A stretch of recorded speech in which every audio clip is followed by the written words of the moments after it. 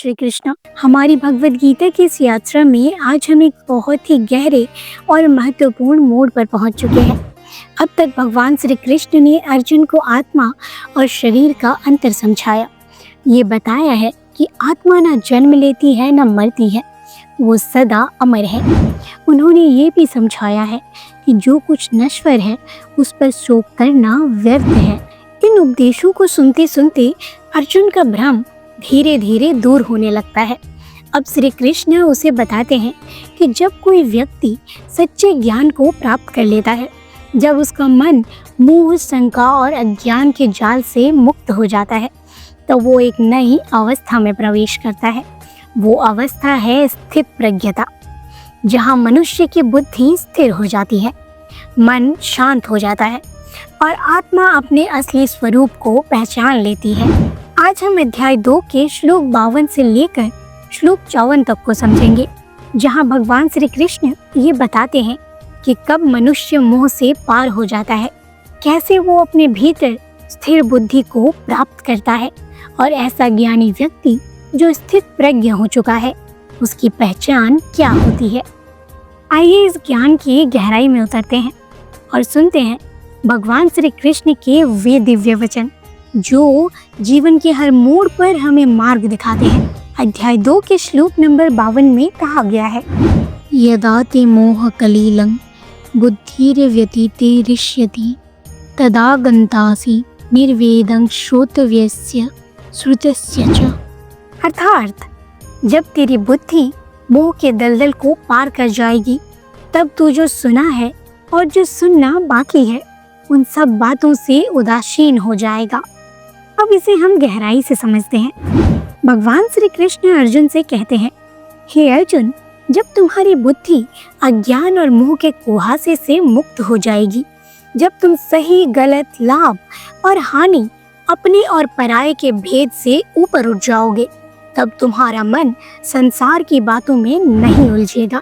फिर चाहे कोई तुम्हें क्या कहे या तुमने जीवन में क्या सीखा, उससे तुम्हें कोई मोह नहीं रहेगा, क्योंकि तब तुम्हें अपने भीतर का सच्चा ज्ञान प्राप्त हो जाएगा, वो ज्ञान जो तुम्हें आत्मा की शांति देता है। दोस्तों, इस श्लोक से हम समझते हैं कि जब मनुष्य इस अवस्था तक पहुंच जाता है, तो उसके भीतर एक गहरा वैराग्य और स्थिरता आ जाती है। अब अगले श्लोक में भगवान श्री कृष्ण बताते हैं कि तब उसकी बुद्धि कैसे हो जाती है। आइए हम आगे बढ़ते हैं श्लोक 53 की ओर। श्लोक नंबर 53 में कहा गया है, श्रुति विप्रतिपन्ना ती यदा स्थास्यति निश्चला समाधव अचला बुद्धि से तदा योगम अवप्स्यसि। अर्थात जब तेरी बुद्धि शास्त्रों के विविध मतों से विचलित नहीं होगी और वो एकाग्र होकर स्थिर हो जाएगी, तब तू योग की अवस्था को प्राप्त कर लेगा। अब इसे हम गहराई से समझते हैं कि श्री कृष्ण क्या कहना चाहते हैं। भगवान श्री कृष्ण यहाँ अर्जुन से कहते हैं कि हे अर्जुन, जब तेरी बुद्धि शास्त्रों से अनेक मतभेदों से भ्रमित नहीं होगी, जब तू हर विचार, हर मत, हर वाद विवाद से ऊपर उठकर अपने भीतर की सच्चाई को अनुभव करेगा, तब तू सच्चे योग अर्थात ईश्वर से जुड़ाव की अवस्था में प्रवेश करेगा। ये वही अवस्था है जहाँ मन स्थिर हो जाता है, विचारों का तूफान थम जाता है और आत्मा गहरे शांत समंदर की तरह स्थिर हो जाती है। इस श्लोक से हम समझते हैं कि जब मनुष्य इस स्थिरता को प्राप्त करता है, तो वो स्थित प्रज्ञ कहलाता है, एक ऐसा व्यक्ति जिसकी बुद्धि और भावना दोनों संतुलित रहती है। अब भगवान श्री कृष्ण अर्जुन को बताते हैं कि ऐसा स्थित प्रज्ञ व्यक्ति कैसा होता है। आइए आगे बढ़ते हैं श्लोक नंबर 54 की ओर। अध्याय 2 के श्लोक नंबर 54 में कहा गया है, अर्जुन उवाच स्थिति प्रगस्य का भाषा समाधिस्थस्य केशव स्थितिधि किं प्रभातेत किम आशिता व्रजित किम। अर्थात अर्जुन ने कहा, हे केशव, उस स्थित प्रज्ञ पुरुष की पहचान क्या है जो समाधि में स्थित है? वो कैसे बोलता है, कैसे बैठता है और कैसे चलता है? अब इसे हम गहराई से समझते हैं कि अर्जुन के मन में क्या चल रहा है। यहाँ अर्जुन का प्रश्न बहुत गहरा है और वो केवल ज्ञान नहीं सुनना चाहता, वो जानना चाहता है कि जब कोई मनुष्य पूर्ण ज्ञानी हो जाता है, जब वो आत्मा की शांति में स्थित होता है, तो उसका व्यवहार कैसा होता है, वो संसार में रहते हुए कैसे बोलता है, चलता है और जीवन को जीता है। इस श्लोक से हम समझते हैं कि ये प्रश्न हर साधक का प्रश्न है, क्योंकि ज्ञान का असली अर्थ तभी समझ आता है जब वो हमारे व्यवहार में दिखाई दे।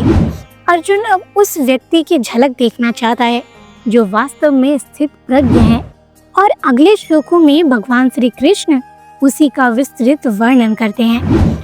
तो दोस्तों, आज हमने भगवद गीता के अध्याय 2 के इन 3 सुंदर श्लोकों को गहराई से समझा है कि जब मनुष्य सच्चे ज्ञान की ओर बढ़ता है तो धीरे धीरे उसका मोह मिटने लगता है, अज्ञान का अंधकार हट जाता है और भीतर से एक नई चेतना, एक नई शांति प्रकट होती है।